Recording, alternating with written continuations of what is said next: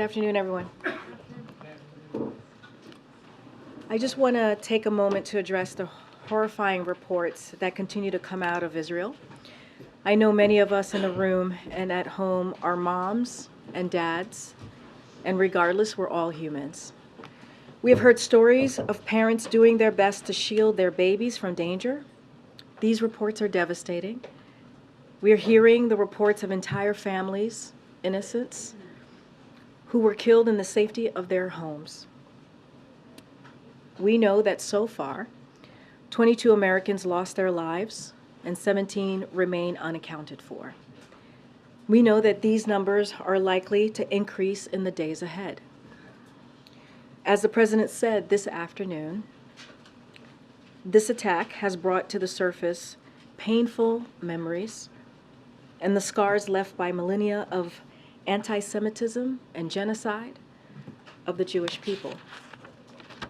And so later this afternoon, the President will stop by a roundtable with Jewish community leaders, along with the Second Gentleman, Douglas Emhoff, National Security Advisor Jake Sullivan, Homeland Security Advisor Dr. Liz Sherwood Randall, Domestic Policy Advisor Nir Tandon, and Steve Benjamin, Senior Advisor to the President for Public Engagement. This roundtable discussion will focus on the Biden-Harris administration's unwavering support for Israel following the Hamas terrorist attacks and the implementation of President Biden's national strategy to counter anti-Semitism, which was released in May. Today and every day, we are here to reaffirm the United States' will to continue to have Israel's back. And with that, Admiral John Kirby is here from the National Security Council to take any of your questions on the situation in Israel. Okay, John. Thank you.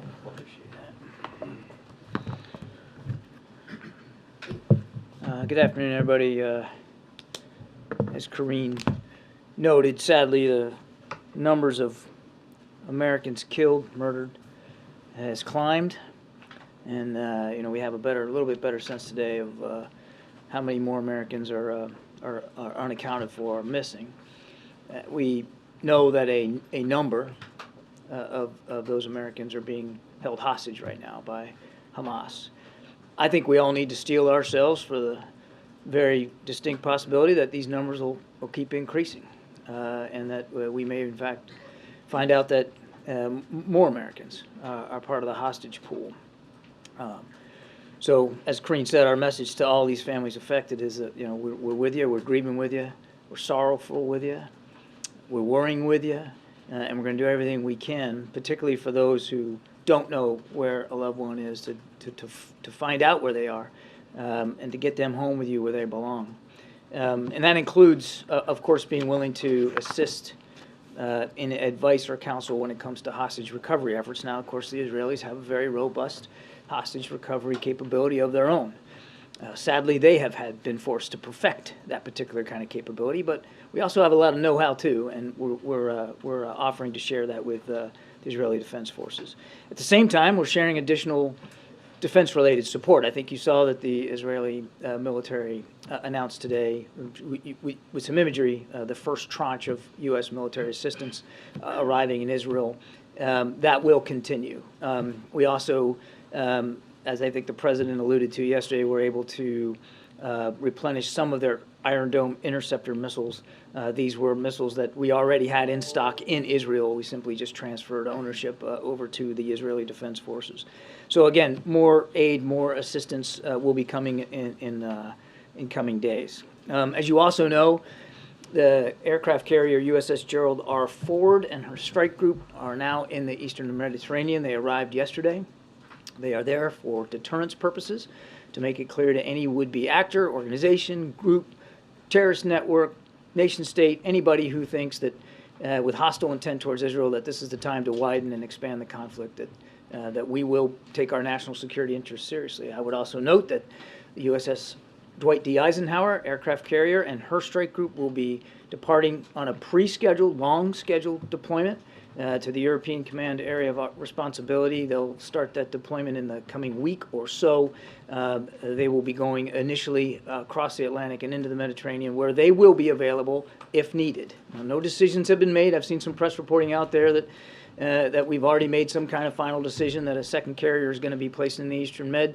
No operational decisions like that have been made, but she will be heading in that direction. Her ships will be with her, and she certainly will be an available asset if needed.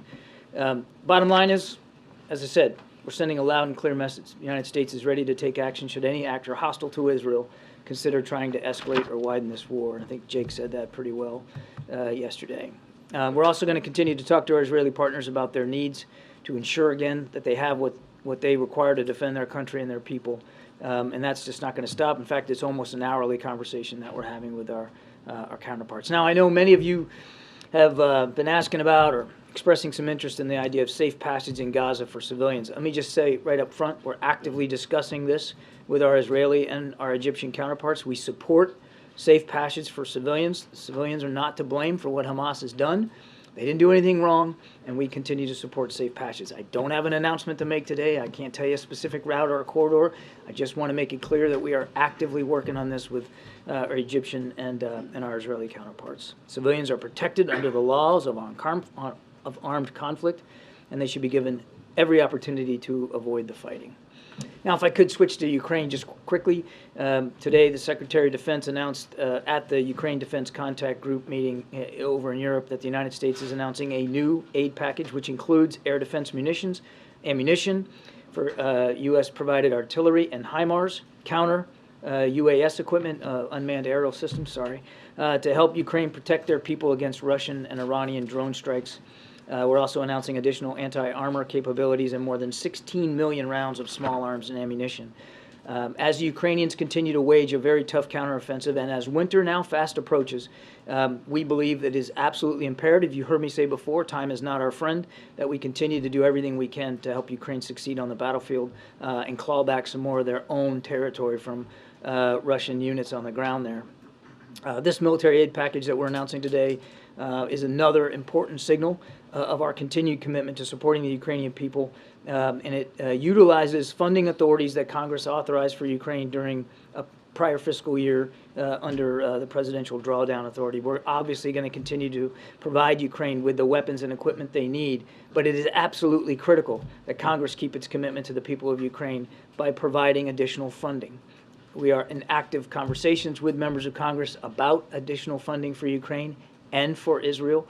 And it's critical, again, that we believe Congress sends a clear message to Putin, sends a clear message to the Israeli people that the United States continues to have their back. And with that, we can take some questions. First, John, asked just a little bit of clarification on the 22 Americans who unfortunately been killed. Were all those Americans believed to be killed by Hamas? Were all of them killed in Israeli territory? Or do you know of how many Americans have been killed inside Gaza? I'm afraid I don't. I mean, we know the number is accurate as of right now, but this individual circumstances are not exactly clear. So you can't even say this group of 22, it was in Israel, but... I don't have the details on every single one. You could certainly consult the State Department. They might have a little bit higher touch because they are in touch, or I know they're trying to be in touch with all the families, but we don't have that information. If I can just quickly, all signs suggest that Israel will begin possible ground invasion relatively soon. I know you talked about safe passage, but has the U.S. done anything to dissuade Israel from moving ahead with a ground offensive? And if it does move ahead, has the president or administration officials directly asked Israel to show restraint in how it goes about such an operation? We're going to let the Israelis talk about their military operations, particularly in the future tense. I mean, we don't even talk about our operations in the future tense. So I don't want to get ahead of where things are. And I certainly am not going to talk about Israeli military planning, so I'll let them take that. You heard the president talk about this a little bit yesterday, this idea of you're asking about restraint. I mean, nobody wants to see any more innocent life lost. None. Nobody, no matter who you are. If you're an innocent civilian, You didn't cause this. You didn't ask for this, and you shouldn't be having to fear for your life. Nobody wants to see that happen. And I think it's important to remind that, especially on the Palestinian side, Hamas is directly endangering their lives, headquartering themselves in hospitals and schools, residential buildings, using the Palestinian people as human shields. They didn't ask for that either. And Hamas doesn't speak for the majority of the Palestinian people or their aspirations for peace and security. I think that's an important place to start this conversation. Unlike the United States, unlike Israel, as the president said yesterday, who have respect for the rule of law and the law of armed conflict and respect for human life, Hamas has none at all. So again, we'll let the Israelis speak for their military operations. Our focus squarely right now in these still early hours, and they are early hours, is to make sure that the Israelis have what they need. I just want to clarify the numbers here. I think, Karine, you just said that 17 Americans remain missing. Is that the latest number? I think yesterday you had said 20. I just want to make sure we're operating off of the same thing. There is 17 that are missing and 22 that are dead. And is there anything you can share with us about anything you know about the condition of the hostages? And also, has there been any kind of communication with Hamas, either directly or with our allies or partners, about securing their release? Is there any kind of receptiveness that they've shown even to talking about this issue? So let me take the second one first. Obviously, we're in discussions not only with the Israelis about what hostage recovery could look like, but with other allies and partners in the region. And there are some countries, like Qatar, that have open lines of communication with Hamas. So, of course, we're casting the net wide, as you would expect we would. We want to get these, all the hostages back with their families, particularly the American hostages, no question about that. Now, where they are and in what condition, no. Sadly, we don't know. And that makes efforts very, very difficult, again, in these early hours. But we don't know. We don't know where they are. We don't know if they're all in one group or broken up into several groups. We don't know if they're being moved and with what frequency and to what locations. All of those questions we're working hard to answer. I understand you're casting a wide net, but has any communication actually been made with Hamas? I'm just going to leave the answer the way I gave it to you. I think just like in any other case when we're talking about getting Americans home overseas that have been held hostage or wrongfully detained, the less you say out there publicly, the better. Good. Thank you. And two on this region and one on another in this hemisphere that I know some outlets in this room have questions about. First, on the humanitarian corridor, is it accurate that the Egyptians have rejected calls to allow for one?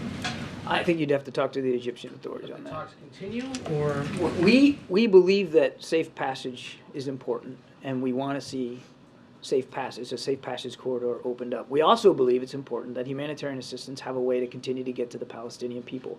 And as Jake mentioned yesterday, we're in active discussions with the Israelis and with the Egyptians about that. there's of course this ongoing intelligence assessment and now political debate over Iran, what it knew, what it may have done to support Hamas in all of this.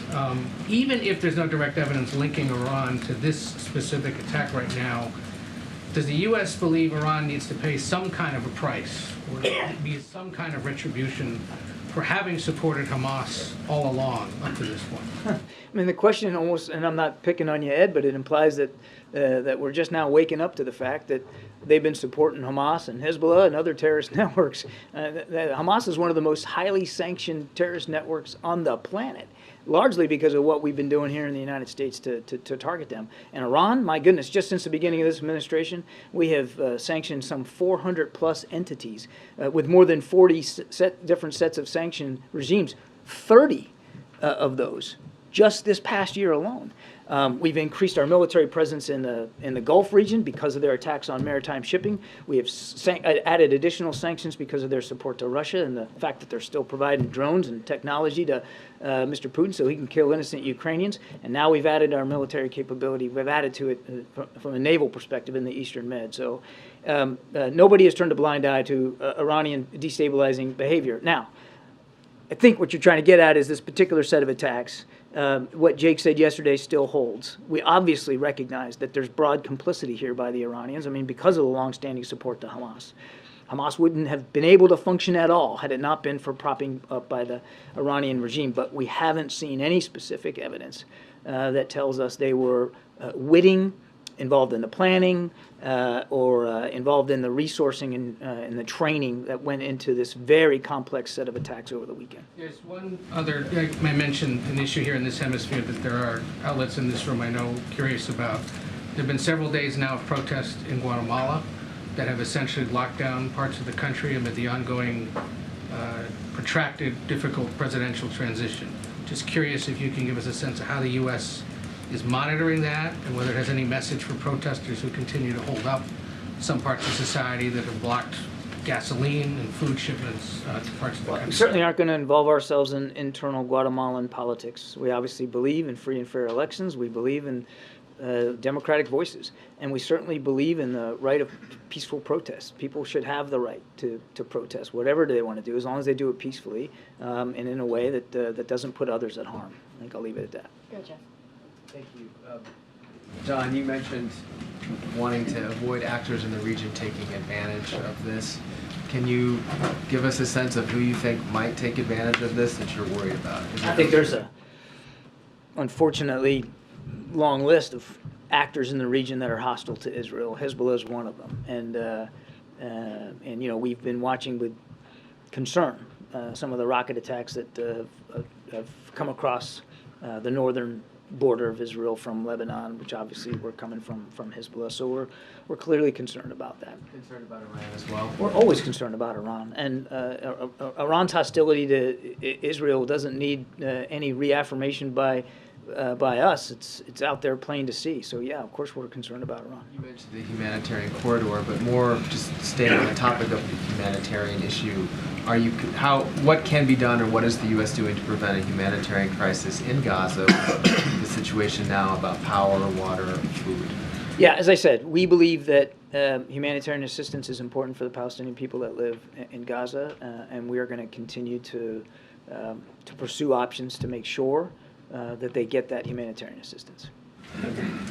Yeah, so is the U.S. in conversation with the Palestinian Authority or the Palestinian community here in the U.S.?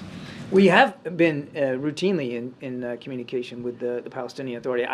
There's not meetings or discussions, in recent hours that I can speak to, but we have long maintained an open line of communication with them. How about, does the U.S. also condemn perhaps potential war crimes Israelis are committing in Gaza, against Gaza? Well, our focus right now is making sure that Israel has what it needs to defend itself against these attacks. If I could ask you first just about something that you referred to, which is the reported incursion into northern Israel. There have been reports from the IDF. Do you have any new information to share on that? There were reports of paragliders initially. Any other additional information about that? I've seen the reports. We've taken a quick look at them. We are not in a position to corroborate the validity of them. What I talked about with Jeff was rocket attacks that we know have occurred in recent days. Then if I can, I just want to ask you separately about these hostages right now. Presumably 22 dead, at least 17 held hostage. Not only the number of dead could rise.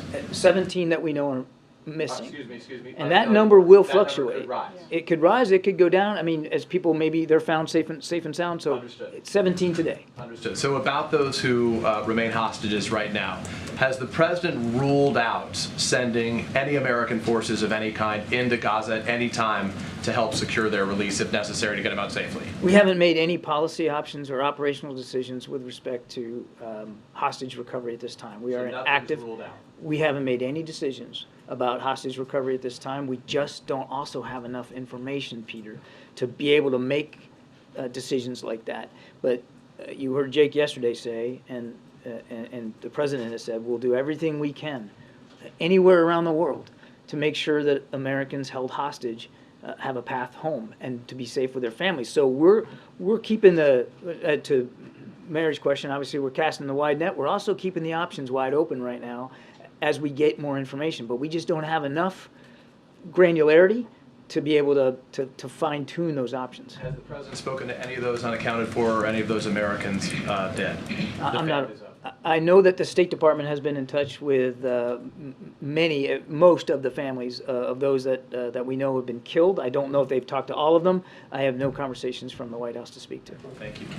What's the level of concern that American troops who are stationed in the Middle East might be a target of Iran or some proxy forces, and are there steps being taken to secure military installations? Well, sadly, I mean, our troops in the Middle East are well familiar with the ebb and flow of security concerns for force protection. I mean, it's just part and parcel being deployed there. And it's never not a concern for commanders in the region when it comes to force protection, because some other event somewhere else could absolutely have repercussions for you and your troops. So without speaking to specifics, never do that. What the force protection measures look like, they change all the time. They certainly are adapted to the situation, and the Defense Department will and of course be able to speak to what they're doing. And are you seeing any evidence of potential domestic threats that people might be inspired by these attacks to do harm here in the U.S. to synagogues or any other? I know of no specific threats here domestically, based on, like, a spillover effect of what's happening between Israel and Hamas. I know of no specific threat streams here to speak to. But you heard the president talk about this yesterday. We're not going to assume anything. Because of the rise of anti-Semitism around the world, and certainly here at home, it makes perfect, prudent sense that we take the kind of action we have taken with local and state authorities to increase our intelligence posture, domestic intelligence posture, and to make sure that we're properly prepared to deter and disrupt any potential violent threat to the Jewish community here at home. And I think you'll hear the president talk about this a little bit more today. Jackie, and then we'll go to that. Thank you, Karine. John, this was a massive intelligence failure. Who bears responsibility for that? You know something, Jackie? There's going to come a time when it's appropriate for us to take a look back retrospectively and see what the intel picture showed us or didn't show us, whether there's any gaps that need to be closed. There's going to be a time for that. And I suspect that our Israeli counterparts will do the same thing. Now's not that time. It's just not that time. Can you speak to the reports that Israel was warned by Egypt? I can't. McCall from Foreign Affairs made that allegation this morning, saying that that was something that members were told on the Foreign Affairs Committee. So, has that been discussed at all, or is that something you're looking into? I can't speak to specific intelligence matters. Again, there will be a time to look back at this, as we always do, and we will. Right now, we're sharpening the intelligence gathering and cooperation and sharing with Israel, as we should, since they're involved in active operations, and we're making sure that they get the tools they need. Can you define what the direct link is when you guys talk about Iran not being involved, no direct link? What do you consider to be a direct link? So what I'm referring to there is any evidence that we have that they were knowledgeable of and aware of these particular attacks. Now, of course, as Jake said yesterday, you know, that they were obviously have been broadly aware of Hamas's hostility to Israel and to some of the broad planning that Hamas would do. But we haven't seen anything that tells us they knew specifically date, time, method, you know, that they were witting to this. We haven't seen anything that tells us they specifically cut checks to support this set of attacks, or that they were involved in the training, and obviously this required quite a bit of training by these terrorists, or that they were involved in any directing of the operation. So again, I'll get to your. I promise I don't want. I'm not trying to, monopolize the time here, but it's not a, we're not one and done here either. We're going to continue to look at the intelligence stream and see if it leads us to a different conclusion. All I can do is be honest with you about the conclusions we're coming to today, and we just haven't seen that. You kind of answered my follow-up, which is, good. Is it the position of the administration that at this stage Iran was not involved? I guess my question is, how can we know that this was in the planning for over a year and within a few short days say that Iran was not behind it? Because that's what we think. Because we've been looking at it. It is the position then? What we think now. Again, we have not seen any evidence specific evidence that Iran was directly involved with these specific sets of attacks. That doesn't mean that, yeah, I mean, look, we're going to keep looking at it. The book's not closed on it. We're going to keep looking at that. But that's just where we are right now. All right, we're going to move on. Go ahead, Anita. I'm sorry to yammer on the Iran thing, but just briefly, what did Iran know? Anita, we'll try and get to everything. Sorry, what did Iran know and when did they know it? Where are we now? Where is the White House now on like what they knew when they knew it about this attack? I think I'd give you the same answer I gave Jackie. Moving on to China, the foreign minister is coming to DC soon. Just wondering if you can preview what's on the agenda, who he's meeting with, and then let us know, what the prospects are for a Xi-Biden meeting and whether that might be at APEC in November. I think we'll have more to say about the specific agenda as we get closer to it. I don't have any of the details for you now, and I don't have anything to announce or speak to with respect to a meeting between President Biden and President Xi. Go ahead, Nadia. Thank you. John, I'm here. Thank you. Yesterday I saw a heart-wrenching stories of testimonies of Israeli families who lost their loved one, similar to the one that made you tear up on TV. One of them is the story of Haim Katzman. His sister appealed to the Israeli government, who is a peace activist. She's asking the Israeli government not to kill civilians in Gaza in his name. Is this a message that you encourage and you carry to your Israeli partners? Considering that today we have 11 UN workers have been killed, 4 journalists, and 1,100 civilians, how can you make sure that these people are not collateral damage? I've kind of addressed this before, but I'm happy to revisit it quickly. Again, we don't want to see any more innocent civilian life taken or lost. None. I mean, the number should be 0 of innocent civilians killed or harmed right now. Sadly, that's not the case. And I can't stand here, I wouldn't stand here before you and try to predict that in a war, which is still raging and may rage for yet some time, that there won't be additional civilian casualties. I wish I could promise you that's not going to be the case, but I can't. We don't want to see any more, but I can't promise that. All I can do is repeat what the president said, that this is what differentiates democracies, modern democracies like Israel and the United States from Hamas. Hamas is deliberately, I mean, the whole purpose of the initial attacks on Saturday were to kill, to murder, to butcher, to slaughter.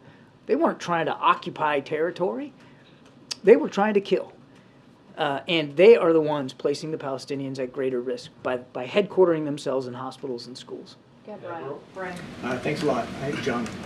Is the White House putting forward a funding package to Congress that puts together funding for Israel with funding for the border, funding for Taiwan, and funding for Ukraine? We're in active conversations with Congress about additional funding that we know we need specifically for Israel and for Ukraine. I'm not prepared to detail those conversations for you right now or tell you what the parameters are going to be because, frankly, those parameters haven't been yet arrived at or even decided upon. But we are in active discussions about additional funding. We need it, as I said in my opening statement. Oh, thank you. Could you give a little bit of an update on what the administration is doing to find out more about the Americans who are being held hostage and whatever you're able to discuss about what those efforts look like? Tough to get more detail. We're obviously talking to the Israelis about what they might know. I mean, they're on the ground, and they've unfortunately had to deal with this sort of a scenario before.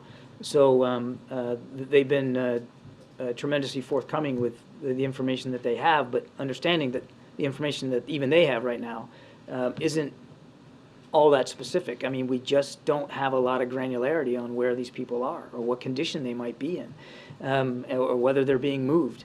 So I truly wish I had more that I could provide because there's a lot of families out there really, really worried. And the families, quite frankly, too, for all their grief and sorrow and the anguish they're going through, some of them have been helpful in terms of helping us understand where their loved ones were when they were abducted.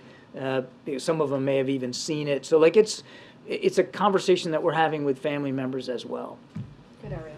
Thank you so much. I have a question on the role tech platforms are playing right now. The EU has specifically asked Elon Musk and Mark Zuckerberg to crack down on misleading information related to the attacks on Israel. Has the administration had this kind of engagement? Is it making the same kind of demands? I'm not aware of any such discussions with tech companies about that. Thank you so much. The U.S. has been warning since Saturday that hostile parties should not be escalating the conflict at this time. What evidence do you have about whether that message has been heeded? It's not the kind of thing that they, phone in and say, okay, got it. We have not seen to date, we have not seen another actor intentionally try to widen the conflict. All we can go is by what we're seeing and we're not seeing. It's important that we send that signal with the arrival of that carrier strike group and with the rhetoric, of course, coming out from our administration. We'll keep doing that. And what variables and within what time frame would the U.S. look to consider when making a decision about deploying additional assets to the region? I think it's going to depend on how things are going in the region. Again, we don't want to see this conflict widen any more than it already has. Israel's focused rightly on Hamas. Opening up additional fronts for them, obviously, would be just a horrible scenario. We don't want to see that happen.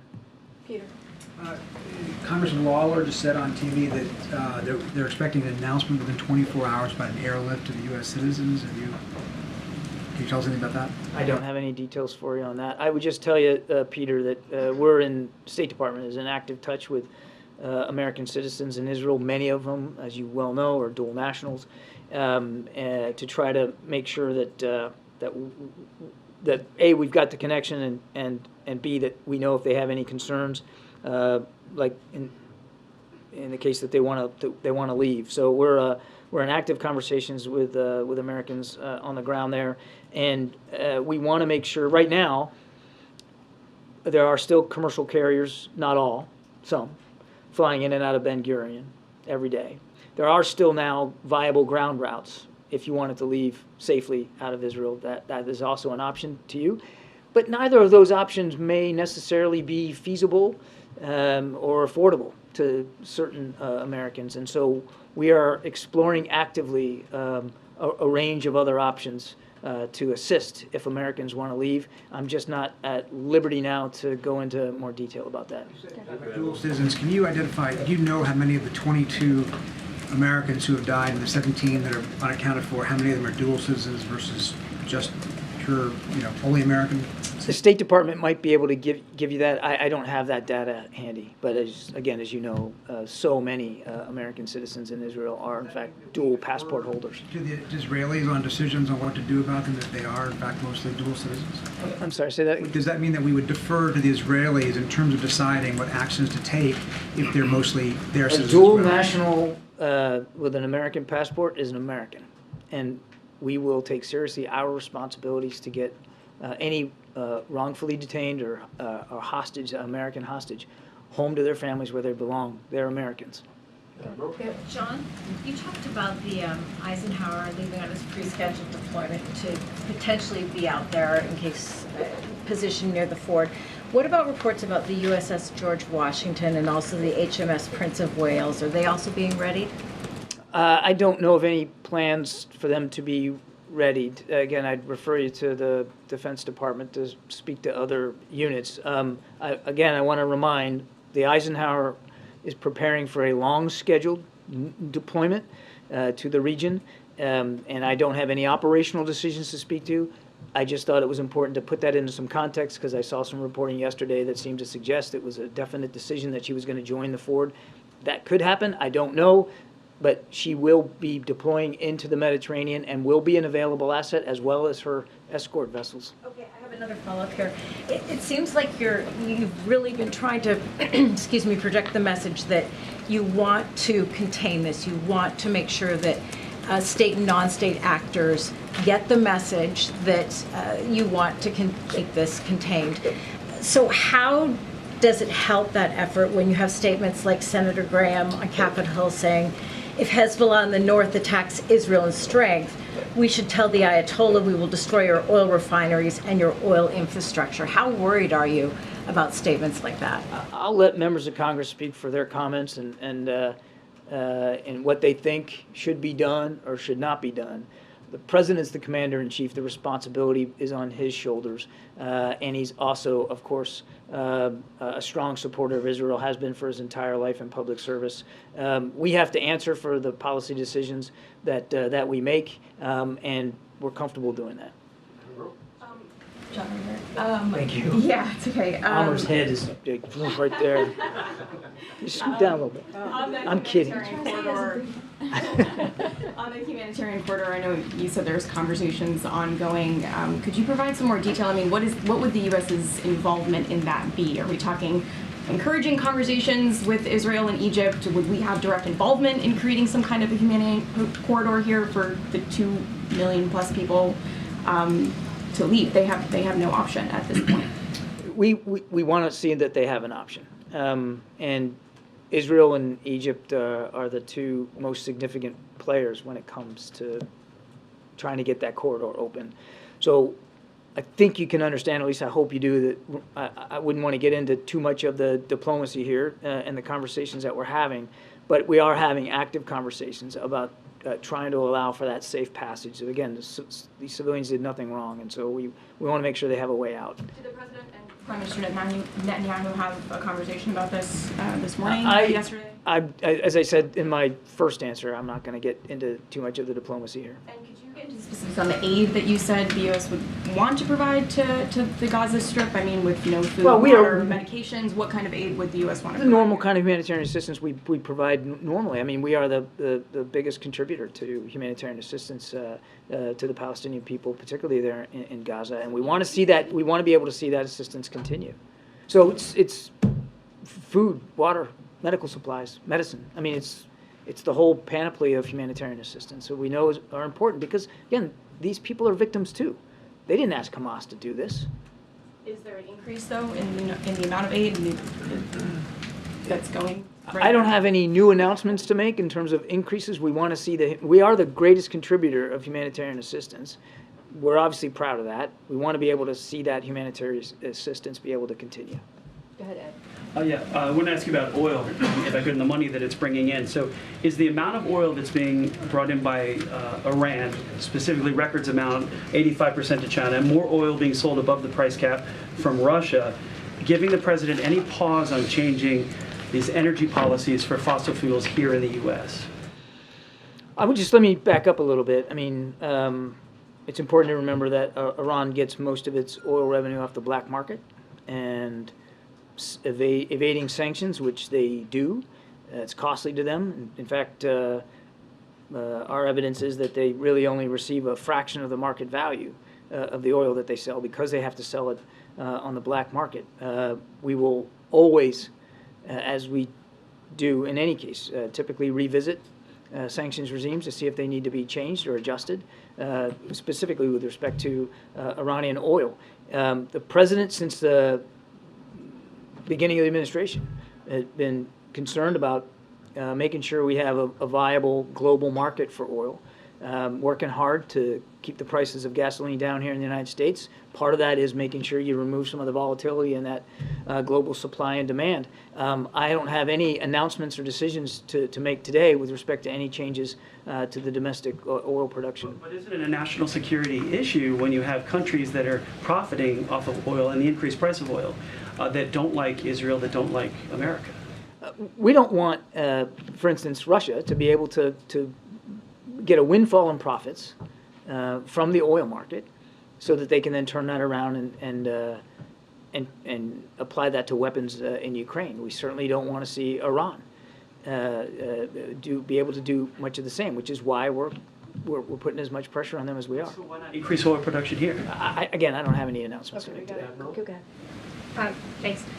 Just to follow up on Brian's question, I know contours of a congressional package is still taking shape, but can you provide us anything on a timeline or give us a sense of how quickly the U.S. would exhaust what it can provide to Israel before congressional action is needed? We have existing authorities and appropriations to support Israel in the near term. And I got asked last time, what does near term or what's a bit mean? I can't give you a date certain on the calendar because a lot of it's going to depend on their expenditure rate and what the replenishment ability is, or what the need is, and what our ability to do it is. But in the near term, we've got appropriations and authorities for both Ukraine and for Israel. But you don't want to be trying to bake in long-term support when you're at the end of the rope. And in Ukraine, on the Ukraine funding, we're coming near to the end of the rope. I mean, today we announced $200 million, and we'll keep that aid going as long as we can, but it's not going to be indefinite. So are we moving with a sense of alacrity? Absolutely. I couldn't give you a date certain on the calendar. Can I follow up on that for a second? The lack of a speaker in the House of Representatives, I'll venture to say, has probably not had any impact on this situation at the moment. Are there, though, coming to be immediate needs for Israel if Republicans get their act together up on the Hill? I mean, I don't need to tell you, it's Civics 101. The Speaker of the House is responsible. I mean, that position is critical in terms of bringing legislation to the floor and moving things forward. So the sooner there's a Speaker of the House, obviously the more comfortable we'll all be in terms of being able to support Israel and Ukraine. Right now, you're right. Because of existing appropriations and existing authorities, we've been okay. But that's not going to last forever. Immediate needs at all? Pardon me? Immediate needs at all, do you see? I think in the immediate term right now, we can continue to support, with the authorities and the appropriations we have, Israel and Ukraine. But, we're certainly running out of runway. All right, just a couple more. Go ahead, Phil. Thank you, Karine. 2 questions. Given the situation in the Middle East, will the White House lean on the Senate to move some of these military promotions more quickly and one by one, if necessary? And then second, more generally, given that Hamas has killed 22 Americans and that 17 are still being hostage, I know you said the goal here is not to widen the conflict, but why has the United States only assumed a supplemental role thus far? So on your first question, what's going on in Israel right now just underscores how important it is that our military has the leadership they need in place. And it's not just the ones that are in the jobs now that are being held up, it's the jobs they're supposed to go to. I mean, right now, the incoming 5th Fleet commander, the 3-star Navy admiral who's in charge of the naval forces in the Gulf region, is not confirmed for that job. So the guy who's in the job is still doing it. So these rotations matter, and they do have an impact on the military's ability to fleet up and improve the leadership capability across the force. So it is having an impact, and it would anyway. But I think now that you've got these moves in Israel and you have the need to provide additional military resources from the Navy and the Eastern Med, all I think just highlights how dynamic the security environment is around the world and how much more critical it is that the leadership of the military be able to address that dynamism through the normal promotion process and the normal assignment process. I would take issue with your a comment about a supplemental role. I'm not really quite sure what you mean by that, but To assist and offer advice and counsel. that's right, we are. That's right, and we're going to continue to have those conversations with the Israelis. If you're talking about the hostage recovery efforts, we'll have those conversations. But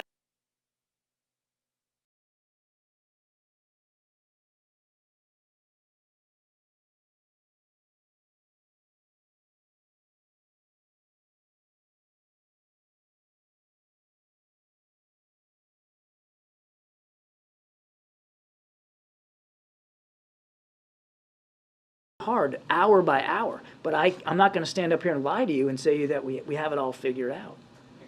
Yes, Thank you, John. Thank you, Karine. Thank you, John.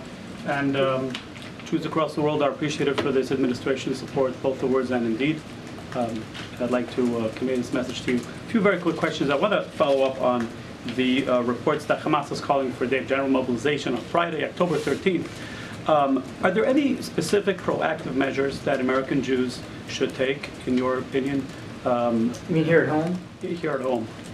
Well, first of all, I mean, and you've heard the president talk about this, we understand the anxiety, the concern. Certainly, here in the United States, as anti-Semitism unfortunately rears its head, but also we know that the Jewish community is almost like a family. It's big, but it's small, and everybody knows somebody. And we know that there's so many Americans in the Jewish community here who are worried about friends and family members that are there. We share that worry with them.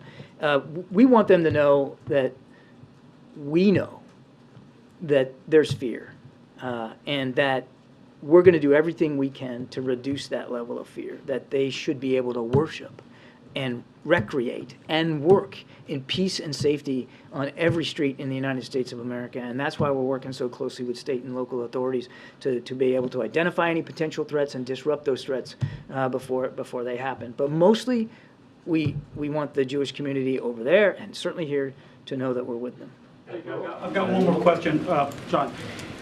In the event Israel strikes Iran, what levels of support can they anticipate from this administration? I won't get into hypothetical operations that haven't happened yet or what policy options might accrue from that. I just won't do it.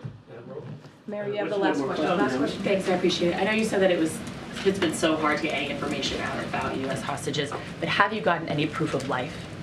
I'm not aware of any specific proof of life on any individual hostage. And I would say that of the 17 that Karine talked about that we know are missing right now, and again, this is going to change, but right now we think the number that we know or we believe are held hostage is very small, like less than a handful. But that could change over time. We're going to get more information every single day. You talked about the need to get, the U.S. was supporting trying to get more humanitarian assistance into Gaza. The UN Human Rights Chief said that any siege that would cut off necessary supplies like food and water could also be a violation of international law. Is that how the U.S. sees it? I think I'm just going to not get ahead of where we are right now, if you'll just let me do that. Okay, thanks, everybody. Thank you. All right, guys, we have a few minutes. Thanks, Admiral. I don't know if you guys have any more questions. Admiral? Yeah. So the CBO yesterday said that the budget deficit totaled 1.7 trillion, which is an increase from 300 billion from last year. Why did the deficit increase if the U.S. economy is doing so well, as President Biden has said? So a couple of things. As you know, the president has, when it comes to the deficit, he has done a record amount of work in reducing the deficit, as you just laid out. One of the things that we have seen is that congressional Democrats continue to do the trickle-down economics, which we know it doesn't work, right? You've heard us call Meganomics, right? And so it has increased the deficit. It has increased even more than it was anticipated. And so this is what we believe is Meganomics deficit.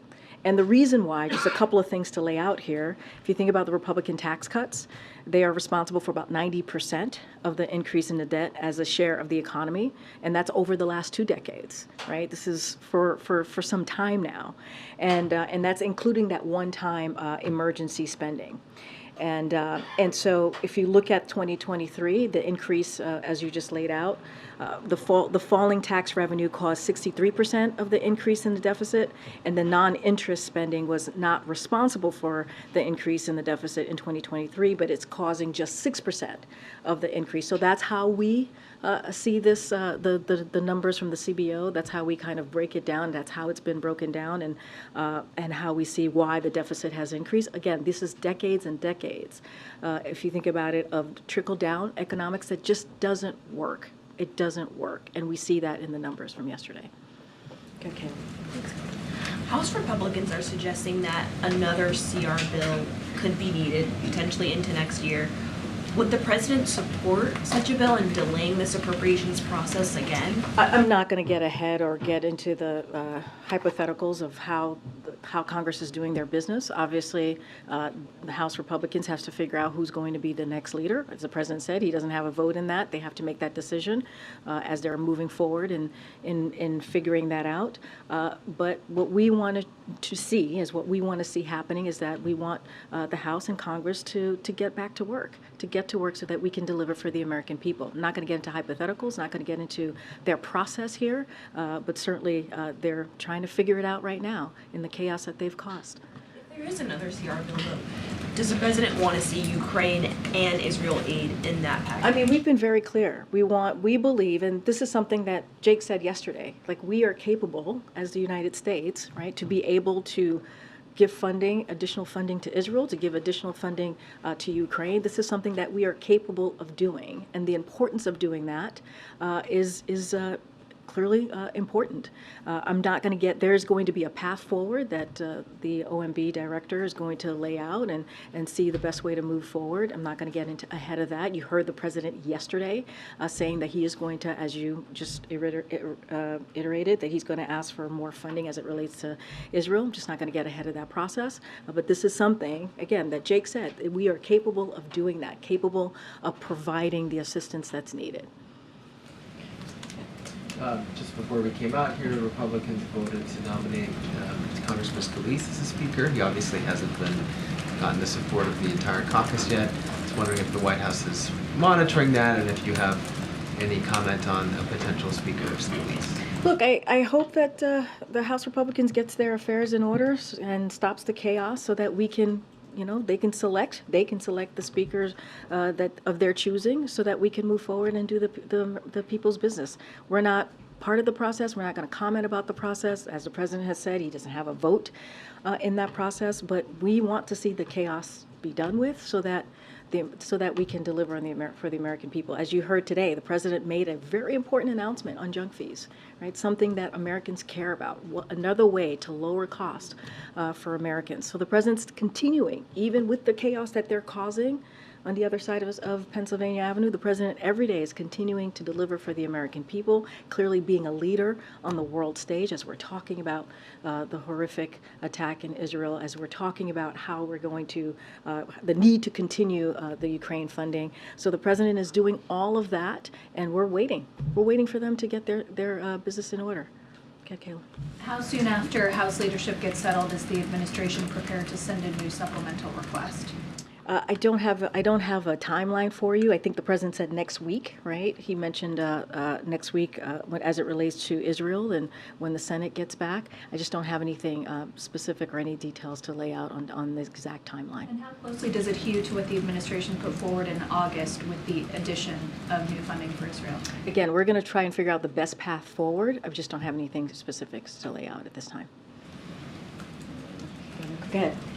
Thanks, Karine. Do you have a list of attendees for today's meeting on anti-Semitism? So we'll have a list for all of you, a readout of that later on. It's about, I believe, 20 leaders from the Jewish community. I laid out the staff, the senior staffers who were going to be participating on our end, and we'll certainly have a more in-depth readout afterwards.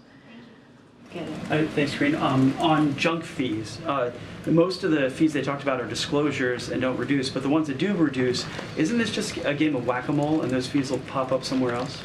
Look, no, not at all. These are FTC rule covers many junk fees. And just to lay out a little bit, and I think you've heard this from many of our folks here in the past 24 hours, why this is so important.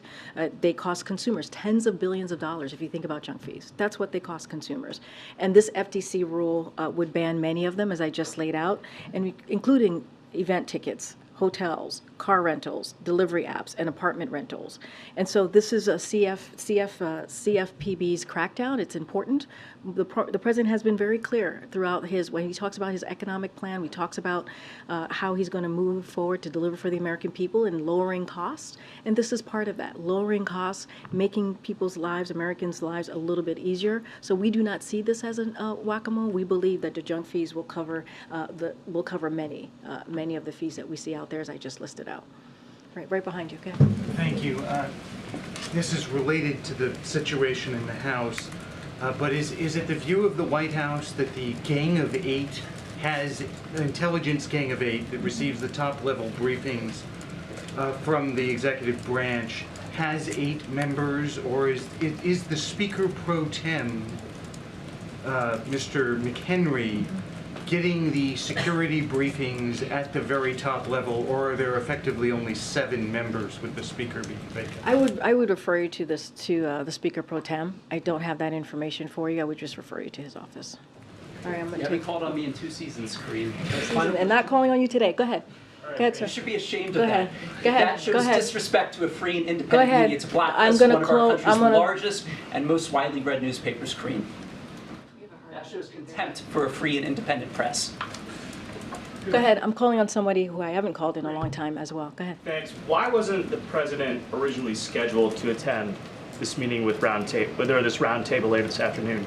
It wasn't on the guidance from yesterday when it was published. Well, as you know, the president tends to do drop-bys on the day of. The president's schedule has been incredibly busy over the last couple of days, as you know, right, with the situation that's currently happening in Israel, with making calls, meeting with his NSC team, and he believed, because the leaders were coming in, that he wanted to drop by and have a conversation and say that we are there with them. This happens all the time. It's not unusual for us to announce a drop by, and so this is what you're seeing today. And we believe this is going to be incredibly important for the president to be there with the Jewish leaders in the communities, and so it's important. It's going to be an important moment.